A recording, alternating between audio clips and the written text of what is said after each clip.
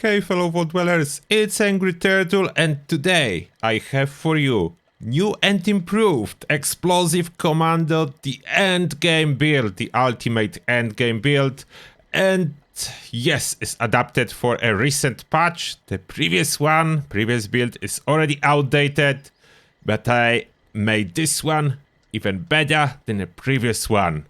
I am updating. In case you are a new player and you cannot reach this level of a build, no worries. Check my beginner commando build and I will link it at the end of this video as well.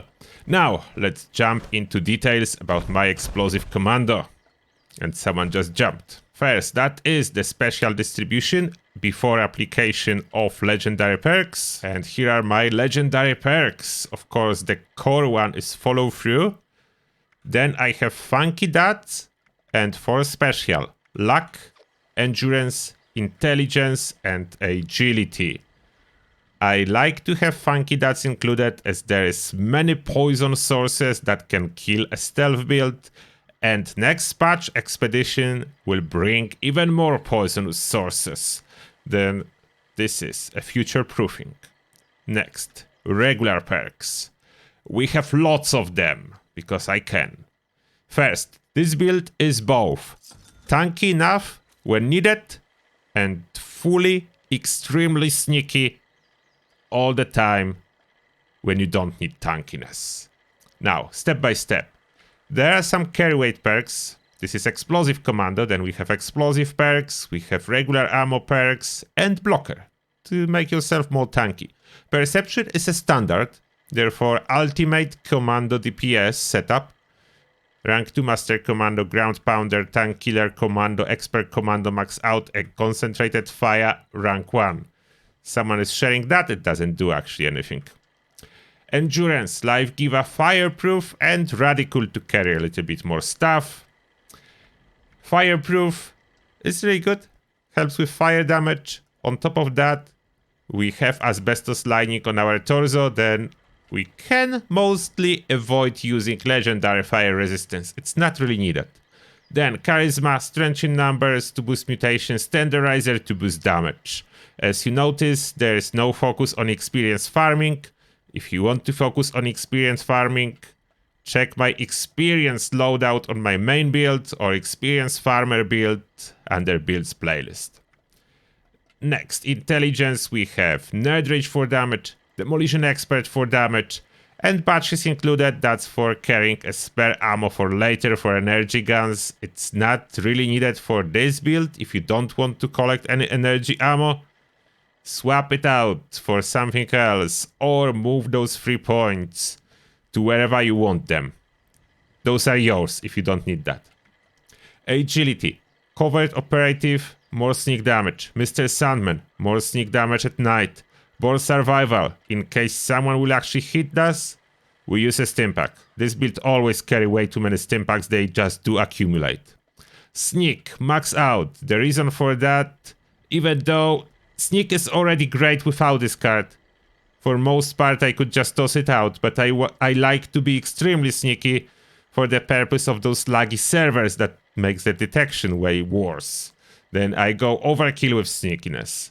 Escape Artist, that's a must for sneak builds, Gunfu for swapping targets, Adrenaline for extra damage, and Dodgy for tankiness for those occasions when we will get hit. Dodgy is insanely good for those occasions. Especially on stealth builds, because it doesn't drain your AP as long as you are not getting hit, then it's just in case, for most part. Luck. Better criticals, since it was buffed, it's now 100%.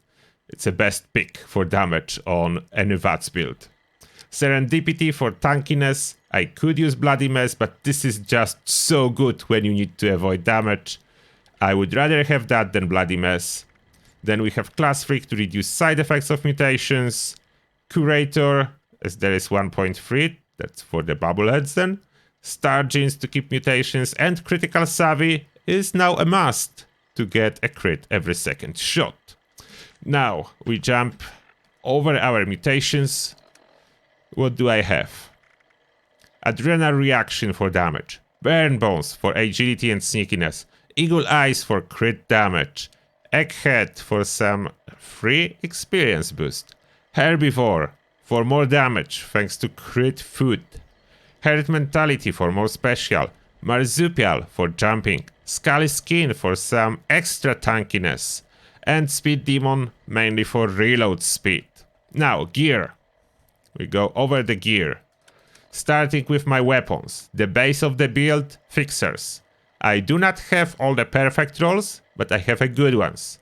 And first fixer, it is a vampire fixer with bullets explode for area damage. This fixer will be used wherever I need to tank damage, and fixer is modified with stabilized long barrel and forceful stock and swift magazine, as this setup will be used quite often outside of VATS, therefore stabilization is important, and it's for healing, therefore as low as possible downtime on reloads. That's why swift magazine. Next one. This one is surprising choice. I was looking for something else, but it happened to be good enough. It's mutants, but I was looking mainly for a fixer with less AP cost, then I have it.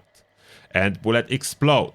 This is slightly different on modifications, a line long barrel and perforating magazine, as we already have less action point cost, and reload is not so crucial on this one. Next, we do have a powerhouse, anti-armor with faster reload and replenish action points with each kill. That's Infinite Farmer. It gives you all the AP back, modified with a line long barrel and swift magazine, as this one reduce the cost of AP in VATS, and simultaneously regular enemies do not have enough armor to justify anti-armor and perforating magazine. The only situation when perforating magazine will help will be bosses. And finally, the last one is Blooded, as paint reflects that. They all with a different paint, therefore in first person I can tell whichever one I have equipped without taking a look on it. And this is Blooded with faster reload, and this last extra damage with last bullet, not really good one. It's a bad one, but I didn't find one with explosive, therefore it is what it is. The faster reload is really good, especially paired with perforating magazine. Now the surprising choice to pair it up with Fatman, two-shot Fatman. That's for Flying Scourge Beast. Surprisingly works insanely good with stealth build. I surprised myself with this one. It does pair nicely with a stealth build. It's a one-shot Scourge Beast killer. Next, armor. Here we go with 4 pieces of unyielding covered scout armor. As you can probably see, it's just 1 star. I decided to save on my modules. I crafted 1 star, as it's much cheaper than crafting 3 star. And all I needed is unyielding for this build. Therefore, here we go, 4 pieces, exactly the same, all modified with shadowed and ultralight build for ultimate sneakiness. And as you can notice, the chest piece is actually Secret Service. As you can, it's way better resistance. And because I have mask equipped that's covered scout armor, I can go with 1 piece from a different set and still get a set bonus. I have actually 2 pieces of Secret Service. One is asbestos lining, other one is a jetpack. I can quickly swap on the quick wheel if I want to fly. Now, about the apparel. That's the important one. Covered scout armor mask. That counts as a 5th piece for the set. It needs to be equipped with this build if you want to use this setup. Now, cosmetics I choose. That's a ghillie suit hood that can be used with the mask and pair nicely. We're able to see when we started how I look like. I choose not to go with any outfit, as I want to show off the paint of my armor pieces. As well, I go with Grocer's backpack to reduce the weight of my food, So I'm carrying some for later crafting, for example, Nuka grenades. Yes, this build is using Nuka grenades occasionally. I'm still looking for Instigating Fixer. For now, I need to carry Instigating other random weapon to use Nuka grenades, but that's different topic. And lastly, the under armor, whatever you need. The point is you need under armor, possibly with luck. It depends what your armor pieces are, what your total luck is. But the point, you need 34 luck to get this crit every second shot. That's why I went with under armor that gives me both extra intelligence for experience and just enough luck to get this crit every second shot. Now, only two buff that I'm using with this build. Blight Soup, as that is 125% for crit damage. You need that. And Corn Soup, because that's like insanely good AP regeneration for free. And now, finally, quick showcase how this build works. As you can see, we have Scorch Beast here with Sneak. And are there any Scorch? No, then my crit is charged. I take the Fatman. Oh, if she only would like to land or get a little bit lower. Now I can take the Fatman, stay hidden, crit, launch, reload my Fatman. Like nothing happened. Oh, she dodged it. That's unfortunate. When Scorch Beast is landing, she's actually immune to all the damage. Therefore, she was able to dodge my Fatman hit. We'll show you again. That's unfortunate. If you didn't know about that, that's what Scorch Beasts are doing. During the landing animation, you cannot do damage to Scorch Beast or Scorch Beast Queen.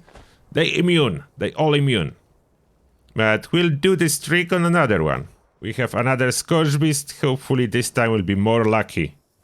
When she's flying too high, you just attract her by trying to shoot randomly from a fixer. Now she managed to fly outside of my bullet range. Come on.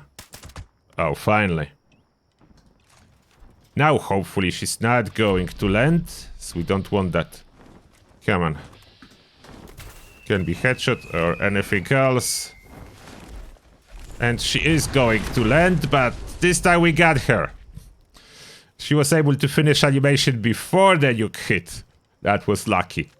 That was lucky. Normally they do not land. I don't know why. When I'm recording, they do go for the landing. No idea why. But anyway, that's the idea. It's super fun way of dealing with the Scorch Beast. One mini nuke. And you usually pick up some mini nukes from super mutants. Then it's not like you intentionally need to farm them. And you can buy from ammo exchange machine too. But usually some suicidal super mutants will drop mini nukes for you. And now, if you will need to actually tank some damage, like for example uplink, where sneaking is not available, you are still good. And for this case scenario, Vampire Explosive Fixer, then you can fire it regardless if you need to use VATS or not. For example, if enemies will be invisible, you can just shoot like that. It will heal you. You are tanky enough to handle all of the damage from those enemies. You can easily fix what needs to be fixed. Stay around. You can see they are firing, but they cannot really do anything. And look how nicely the stabilize modifications are working on this gun. It's very easy to hip fire and kill them all without really much effort whatsoever. It's perfect. This build excels in any circumstances, regardless if you can or cannot sneak. If you have a lot or very little health, mostly very little, as this is a blooded build, therefore you want to stay in nerd range. That's important. How useful is Fatman outside of hunting the Scorch Beast? Hard to tell, I still need to do a couple tests. But it is very useful for Scorch Beast hunts. That's for sure. And when there is like a quick running creature, I prefer to use VATS. They cannot escape VATS. Especially like today mutation. They swift-footed. And yeah, that's my health and I'm not dying. How much health do I have? 47. 47 health, I'm good. Look at that. Stimpack trigger from board survival. I will try not to shoot and not to do anything. You can see even when they try to hit me hard, the Stimpack is able to manage it. When I will be shooting, I will get healing from Vampire. Yeah, perfectly fine. No problem. Usually one Stimpack lasts until another War Survivor is ready to trigger. No issue. No issue whatsoever. Tankiness checked. Sneakiness checked. Unfortunately here we can't.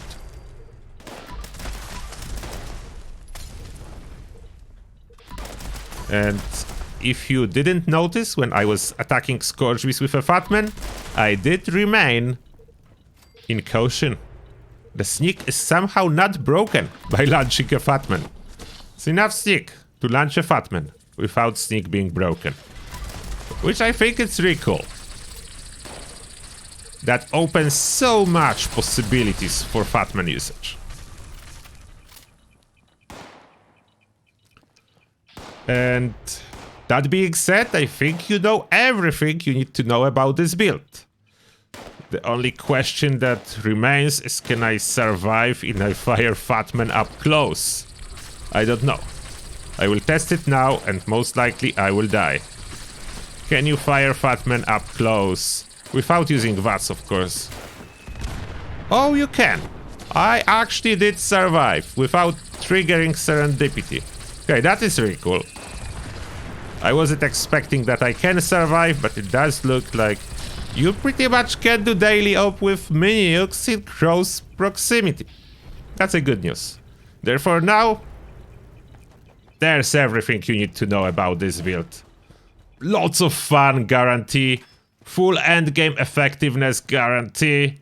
There is no content you cannot do with this build. And you basically do not need power armor. With exception of really high radiation when you can use something like Excavator. Or anything. And now as always, thank you lot for watching. And see you all in the next one.